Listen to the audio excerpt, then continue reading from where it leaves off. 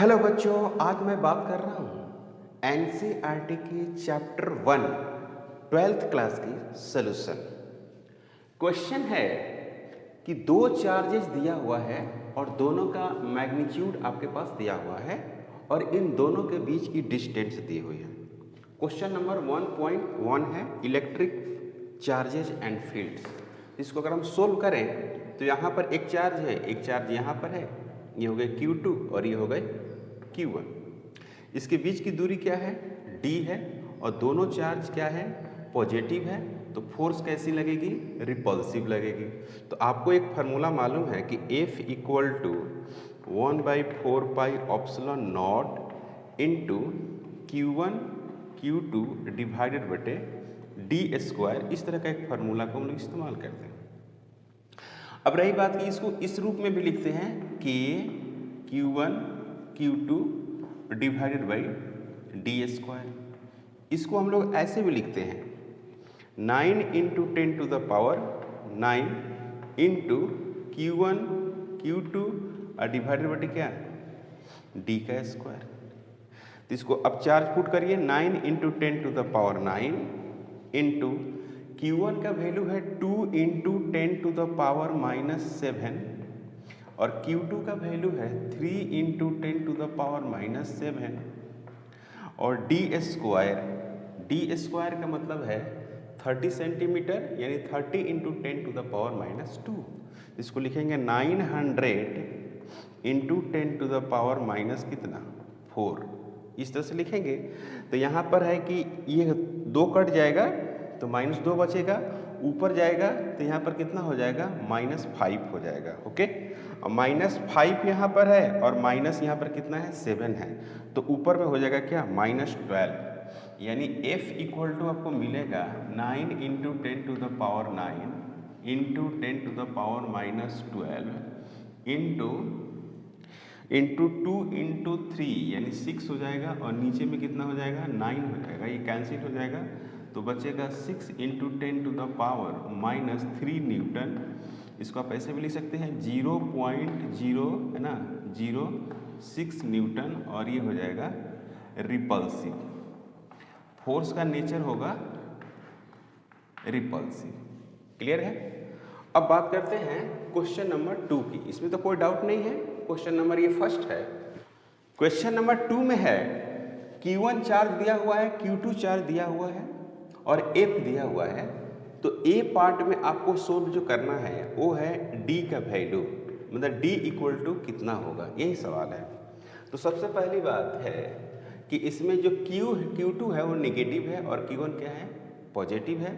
तो ये जो फोर्स होगी वो कैसा होगी? अट्रैक्टिव होगी। इन दोनों के बीच फोर्स दिया हुआ है। तो फॉर्मूला होता है F is equal to 9 into 10 to the power 9 into Q1 Q2 का मॉड डिवाइडेड बटे D का स्क्वायर, ऐसे लिखते हैं। तो F का जो वैल्यूज है वो कितना लिखेंगे? 0.2 equal to 9 into 10 to the power 9 into Q1 का वैल्यू है 0.4 इंटू 10 टू द पावर -6 और Q2 का वैल्यू है 0.8 इंटू 10 टू द पावर -6 और यहाँ पर निकालना है आपको D का स्क्वायर। D स्क्वायर आपको सोल्व करना है। तो D का स्क्वायर इज इक्वल टू आप लिख सकते हैं, इसको तो लिख सकते हैं 9 इंटू 10 टू द पावर 9, कोई प्रॉब्लम नहीं है। इसको लिख सकते हैं 8 इंटू 4, कितना लिख सकते हैं? 32, तो 0.32 और 10 टू द पावर -12 और डिवाइडेड बटे 0.2। इसको कैंसिल कर सकते हैं आप। पहले तो इसको सोल्व कर लीजिए। इसको ऐसे लिख सकते हैं क्या? D का square is equal to 9 into 10 to the power 9 into 32 into 10 to the power -14, ऐसे लिख सकते हैं। ये -12 है, माइनस क्या है? 12 है, तो ये 2 दशमलव हटाएंगे तो पावर कितना हो जाएगा? -14 हो जाएगा और नीचे में है 0.2। इससे इसको काटेंगे तो कितना होगा? 16 हो जाएगा। एक दशमलव ऊपर जाएगा तो ये पावर कितना हो जाएगा? 10 हो जाएगा। तो 9 इंटू 10 टू द पावर 10 और 16 इंटू 10 टू द पावर -14 और इसका हो गया रूट। तो ये हो गया क्या, 9 का रूट 3 हो जाएगा, 16 का रूट 4 हो जाएगा, और इसका हो गया 10 टू द पावर -4 होगा, और उसका रूट करेंगे तो -2 होगा।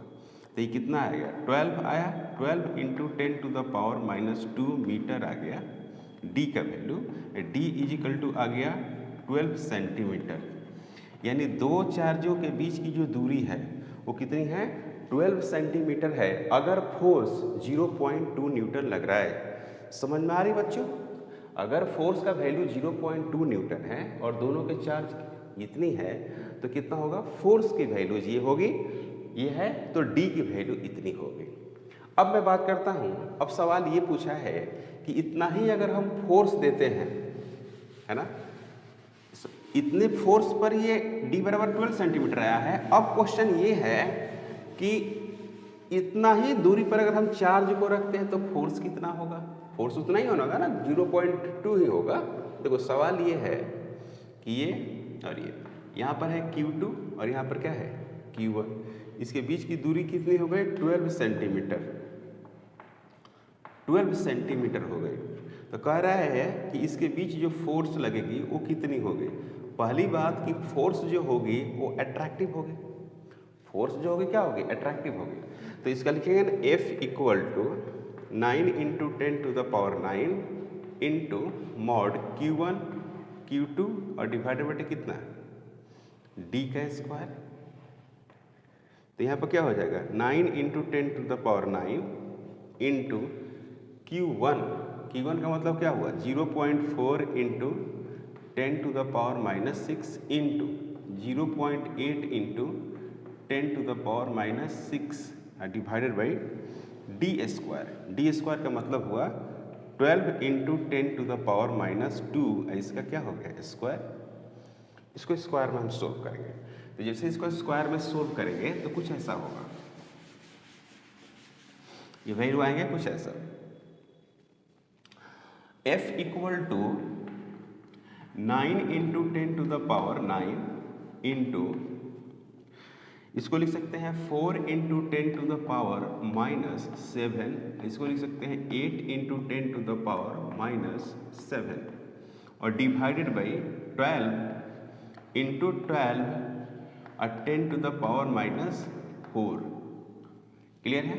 तो ये अगर 4 से काटेंगे 3 हो जाएगा और ये 3 से काटेंगे तो ये हो जाएगा, ओके। और फिर इसको ऐसे काटेंगे तो ये कितना हो जाएगा, 4 हो जाएगा, फिर इसको 2 से काटेंगे तो ये 2 हो जाएगा, ओके।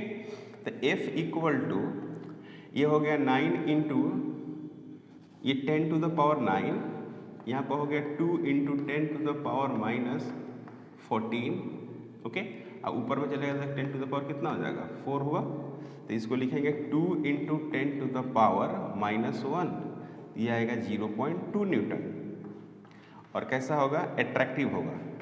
0.2 न्यूटन तो आना ही चाहिए, क्योंकि आप 0.2 न्यूटन लेकर ही तो आपने डिस्टेंस निकाला था। तो इसी डिस्टेंस पर फोर्स कितनी होगी, 0.2 न्यूटन होगी, है कि नहीं, कोई डाउट। तो ये था 1.2 क्वेश्चन नंबर। अब बात करता हूँ, ये क्वेश्चन नंबर 1.3 है। एक k का वैल्यू है, एक ई स्क्वायर का वैल्यू है, नीचे में g है, me mp है। कह रहा है कि इसको आपको प्रूव करना है कि ये यूनिटलेस है, यूनिटलेस एंड डायमेंशनलेस। इसकी यूनिट भी नहीं होगी और क्या होगी, डायमेंशन भी नहीं होगी ना। मतलब कि यूनिट लेस के साथ साथ क्या है, डायमेंशन लेस भी है। को डाउट, ये यूनिट लेस के साथ साथ क्या है बच्चों, डायमेंशन लेस भी है। अब ये है क्या, देखो यहाँ पर क्या है और यहाँ पर देखो, यहाँ पर मास ऑफ इलेक्ट्रॉन और यहाँ पर मास ऑफ क्या है, प्रोटॉन है। तो इसके बीच क्या लगेगी, फोर्स लगेगी, इलेक्ट्रिक फोर्स भी लगेगी और साथ में ग्रेविटेशनल फोर्स भी लगेगी, है कि नहीं। तो इलेक्ट्रिक फोर्स, दोनों के बीच का डिस्टेंस क्या है, सेम है। तो इलेक्ट्रिक जो फोर्स है, इलेक्ट्रिक फोर्स वो क्या हो जाएगी, के हो जाएगी, और दोनों को चार्ज क्या होती है, ई होती है। इसकी भी चार्ज ई, इसकी भी चार्ज कितनी है, ई, और डिवाइडेड बाय कितनी हो गई, डी का स्क्वायर हो गई। और एफ जो ग्रेविटेशनल है बच्चों, वो क्या है, जी है, एम इलेक्ट्रॉन और एम क्या, प्रोटॉन, और डिवाइडेड बटे डी का स्क्वायर। इसी का इसमें रेशियो है। ये क्या है? दो फोर्स का रेशियो। तो दो फोर्स की अगर रेशियो की आप बात करें, यानी F E divided by F G equal to, दोनों को अगर सोल्व करें तो K E square divided by कितना? डी स्क्वायर, और यहाँ पर लिखेंगे बच्चों जी एम पी और mass of electron divided by D का स्क्वायर। तो ये कट जाएगा, तो क्या मिलेगा आपको? एफ ई और एफ क्या? जी इजिकल टू के ई स्क्वायर, के ई स्क्वायर डिवाइडेड बटे जी एम पी और एम ई। अब ये देखो दोनों फोर्स ही तो है, दोनों फोर्स है, तो इसकी भी क्या हो जाएगी? न्यूटन, इसकी भी क्या हो जाएगी? न्यूटन। तो ये 1 हो गया। उसी तरह से इसका भी होगा, है ना? तो आप इसको ऐसे भी लिख सकते हो, है ना? इसको ये देखो, ये k का वैल्यू है ना, ये एक वैल्यू किसकी थी? k का। तो याद करो k का जो वैल्यू है, यहाँ से देखो, यहाँ से k का यूनिट क्या लिखोगे? न्यूटन। अगर k का कोई कहे कि k का यूनिट लिखिए k का, तो क्या लिखिएगा? न्यूटन मीटर का स्क्वायर डिवाइडेड बाई किसका स्क्वायर? कूलम का स्क्वायर। लिखेंगे कि नहीं लिखेंगे? ऐसे लिख सकते हैं। तो लिखिए इसका न्यूटन मीटर का स्क्वायर डिवाइडेड बाई किसका स्क्वायर? कूलम का स्क्वायर। और चार्ज है, चार्ज का स्क्वायर, यहाँ पर क्या लिखेंगे? कूलम का स्क्वायर लिखेंगे। नीचे में क्या लिखेंगे? देखो इसका, अब इसका अगर यूनिट लिखते हैं तो न्यूटन मीटर का स्क्वायर डिवाइडेड बटे मास यानी केजी का स्क्वायर। तो यहाँ पर लिखेंगे न्यूटन मीटर का स्क्वायर डिवाइडेड बटे किसका स्क्वायर? केजी का स्क्वायर इनटू, यहाँ पर क्या है? एमपी और एमपी है, ये जी का यूनिट है, यहाँ पर मास और मास, तो केजी का स्क्वायर। तो क्या हो गया? केजी का स्क्वायर।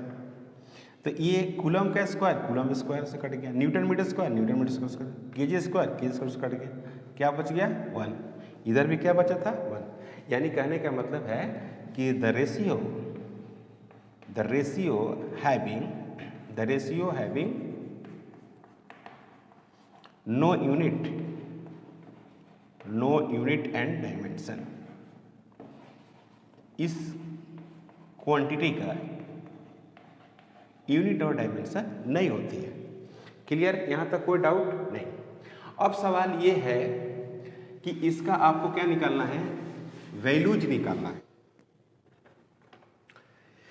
ये कांस्टेंट वैल्यूज होती है।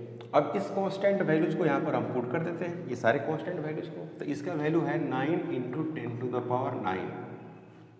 यहाँ पर हो गया 1.6 × 10⁻⁻19, और इसका क्या करना है? स्क्वायर डिवाइडेड बटे लिखना है जी का वैल्यू 6.67 10⁻⁻11, मास ऑफ इलेक्ट्रॉन 9.1 × 10⁻31, और 1.67 10⁻27। इन सभी को सोल्व करना है। अब यहाँ पर देखते हैं, कुछ पावर को देखते हैं। ये हो गया 9, ये हो गया -38, तो +9 और -38 जो ये वैल्यूज होगा 1.6 यहाँ पर लिख लीजिए, फिर 1.6 लिख लीजिए, और यहाँ पर लिखिए 10⁻⁻29। ये हो गया -38, पावर स्क्वायर करेंगे तो ये हो गया -9 +9, तो -38 में से 9 जाएगा तो हो जाएगा 29। ठीक है? नीचे देखिए, नीचे पावर को देखिए, ये 7 और एक 8, ये क्या हो गया? 9, तो 10⁻9, और ये हो गया आपको 2 और 3 5, एक हो गया 6, इतना आ गया। क्लियर? यहाँ तो कोई डाउट नहीं है। यहाँ पर देखिए मल्टीप्लाइकेशन में है 1.6, फिर क्या है 1.6, और फिर है यहाँ पर 9। तो देखिए इस 9 से इस 9 को हटा देते हैं। यहाँ पर है नीचे में, सॉरी क्या था भाई? 1.67 ना, 1.67 था। एक तो 9 था ही, नीचे में 9 था ना, ये 9.1 है, 9.1। कोई दिक्कत नहीं है, 9.1 से हम 9 को हटा देंगे, कोई प्रॉब्लम नहीं। यहाँ पर है 6.67, तो मैं 7 लिख देता हूँ। 6.67 को मैंने 7 लिख दिया। ओके, एक बच गया क्या 1.67, तो 1.67 है यहाँ पर, 1.6 है लगभग अप्रॉक्सीमेट, हटा दीजिए इसको। ठीक है, तो अब क्या बच जाता है जरा देखिए, यहाँ पर बच जाता है आपको 1.7, रेशियो निकाल रहा 1.7 ऊपर में बच गया, और into 10 to the power -29 into 10 to the power +69, ये ऊपर चला गया, और नीचे में है आपको 7, तो इसको लिख सकते हैं 60, 1.6 इंटू, देखिए 9 में से 9 जाएगा 0 हो गया, है कि नहीं, और ये हो गया 6 में से 2 जाएगा तो ये हो जाएगा 40 आ गया प्लस में, और डिवाइडेड बाय 7, तो इसको एक लाइन और लिख सकते हैं 16 divided by 7 into 10 to the power 39, इसको लिख सकते हैं 7 दूना 14 हो जाएगा, और फिर क्या हो जाएगा, फिर 7 दूना 14 इंटू 10 टू द पावर 39, ये रेशियो आया, ये रेशियो। और रेशियो क्या है, इलेक्ट्रिक फोर्स बटे ग्रेविटेशनल फोर्स। तो यहाँ पर ये रेशियो ये कहता है अकॉर्डिंग टू रेशियो, इस रेशियो के हिसाब से ये कह सकते हैं अकॉर्डिंग टू रेशियो कि इलेक्ट्रोस्टैटिक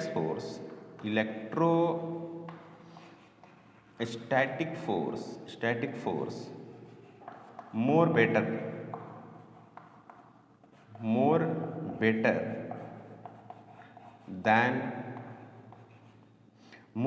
देन नहीं लिखिए, मोर ग्रेटर देन लिखिए, है ना, मोर ग्रेटर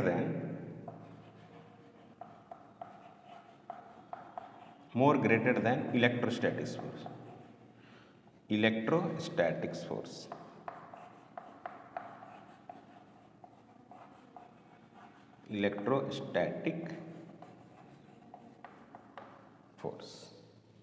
क्लियर, यहां तक कोई डाउट नहीं। अब बात करेंगे हम लोग question number 1.4, quantization of charge. Correct, quantization of charge के बारे में आप क्या समझते हैं, तो हम लोग लिख सकते हैं कि we know that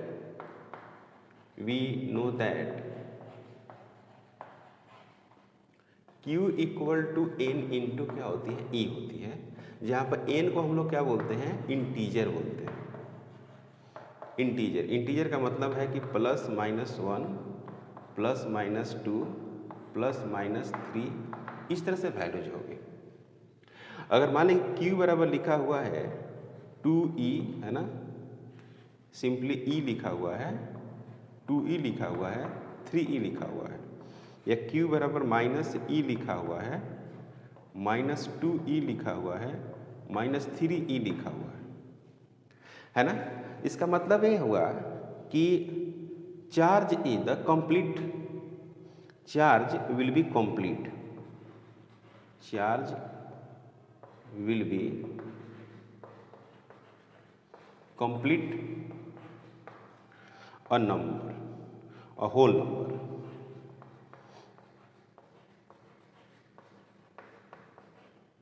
okay, whole number, जैसे कि अगर कोई बॉडी है यहाँ पर, है ना, और यहाँ पर एक कोई बॉडी है, तो यहाँ पर -Q है, यहाँ पर क्या है, +Q है। इसका मतलब होता है कि यहाँ पर सिंगल इलेक्ट्रॉन को ट्रांसफर किया गया है। जैसे मान लीजिए कि +1.6 into 10 to the power -19 coulomb, Q is equal to, है ना, 2 into 1.6 into 10 to the power -19 coulomb for 2 electron के लिए, फॉर 2 इलेक्ट्रॉन्स, यानी 2 इलेक्ट्रॉन्स को क्या किया गया है, ट्रांसफर किया गया है, इसके वजह से है फॉर 2 इलेक्ट्रॉन्स ट्रांसफर। मतलब ये कहने का मतलब ये हुआ कि जब भी होगा ना, कंप्लीट नंबर होगा, कंप्लीट नंबर होगा। जैसे कि Q is equal to 1.2 into 1.6 into 10 to the power -19 coulomb, इस तरह से नहीं लिखते, यानी कंप्लीट जो है नंबर होना चाहिए। ये कहने का मतलब है कि 1.2 इलेक्ट्रॉन कंप्लीटली 1 हो सकता है, 2 हो सकता है, इसी की बात ये कर रहा है। तो ये ऑफ ए में था कि क्वांटाइजेशन ऑफ चार्ज।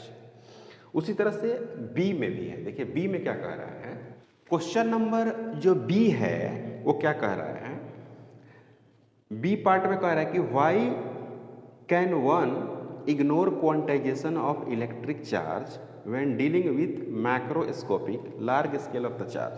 कह रहा है ना कि मैक्रोस्कोपिक मतलब कि लार्ज स्केल ऑफ चार्ज। तो मैंने लिखा है Q बराबर एन ई, इसी तरह से हम चार्ज कैलकुलेट करते हैं। n इक्वल टू 1 2 3 है, E बराबर 1.6 10 to the power minus 19 coulomb है। E अगर हम मान लेते हैं कि यहाँ पर 1 माइक्रो कूलम का चार्ज है, तो 1 माइक्रो कूलम में कितने नंबर ऑफ इलेक्ट्रॉन्स हो गए? तो नंबर ऑफ इलेक्ट्रॉन्स जो हुए हैं वो 6.2 इंटू 10 टू द पावर क्या हो गया 12। तो ये क्या आ गया? लार्ज वैल्यूज आ गई, लार्ज वैल्यूज, यानी ये आ गई आपको मैक्रोस्कोपिक। मैक्रोस्कोपिक मतलब कि ये एक बड़े वैल्यू को डिस्कशन कर रहा है। ये जो वैल्यूज है वो क्या है? बहुत बड़ी वैल्यूज है। So we remove electron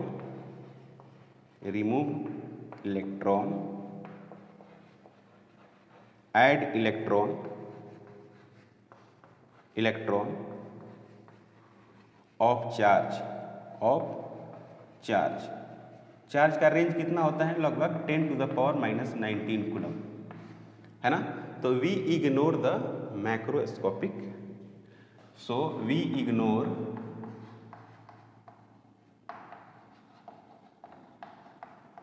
the macroscopic dealing.